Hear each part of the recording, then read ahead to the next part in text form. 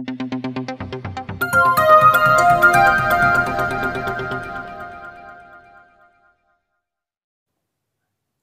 चाषी भाई और भौणी माने ओडिशार नंबर 1 यूट्यूब चैनल मो कृषक को आपण माननकु स्वागत करूची।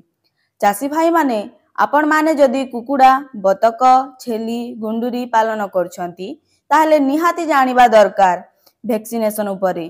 मु एही वीडियो रे आपण माननकु जणैबी डे 1 रु डे 45 मध्य रे वैक्सीन कोन देबे केमिति देबे देबा द्वारा कोन होइथाय और वैक्सीन न देले कोन प्रॉब्लम होइथाय से उपरे मु आपण माननकु जणैबी।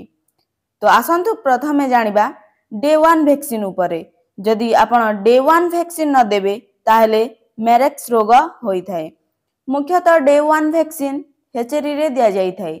ध्यान देबे आपण जे हेचेरी रु कुकुड़ा आणुचंती बुकिंग पूर्वरु पचारि बुझी नेबे फास्ट वैक्सीनेशन होईची कि नै। जदि जानिबेनी एही सबु देन असुविधा रे पड़िबे। जदि आपण मु कृषक रु चिक्स बुकिंग करचंती देन निश्चिंत रुहंतु कारण आमे सब बेले फास्ट वैक्सीनेशन करिकि ही देई थाउ।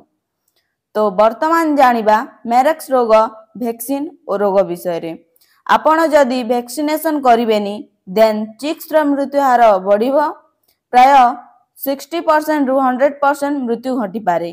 आउ खास करी 6 रु 12 सप्ताह र कुकुड़ा अधिक मात्रा रे मरि जिबे। एही वैक्सीन जदि न देबे देन कुकुड़ार पाद चलाचल ह्रास हबो आउ ता शरीर रे ट्यूमर बाहरिबो आउ बहुत सारा लक्षण देखा जिवो। से आउ एक्टिव रहिबो नै आउ खाइबा कम कर देबो होय तो न भी खाइ पारे। किंतु मने रखंतु आज्ञा एही वैक्सीन रोग को बंद करे नाही केवल कुकुड़ार रोग प्रतिरोधक शक्ति बढ़ाई थाए। एही रोग प्राय समस्त फ्लक मध्य रे अछि। टीका जदि न देबे देन गुरुतर हाराहारे वृद्धि पाई थाए। एही रोग होई सारिबा परे आउ कोनसी निराकरण होई पारिबो नाही। तेनु आपण माने आगुआ सतर्क रहिबा आवश्यक। आशा करूची एही वीडियो आपणको उपयोगी हबो। वर्तमान पई विदाय नेउची मु आपण माननक पई पार्ट 2 रे लेसोटा वैक्सीन और न्यूकास्टल डिजीज विषय रे आपण माननकु जणैबी। एमिति नुआ नुआ अपडेट पाई मु कृषक यूट्यूब चैनल को सब्सक्राइब कर रखंतु।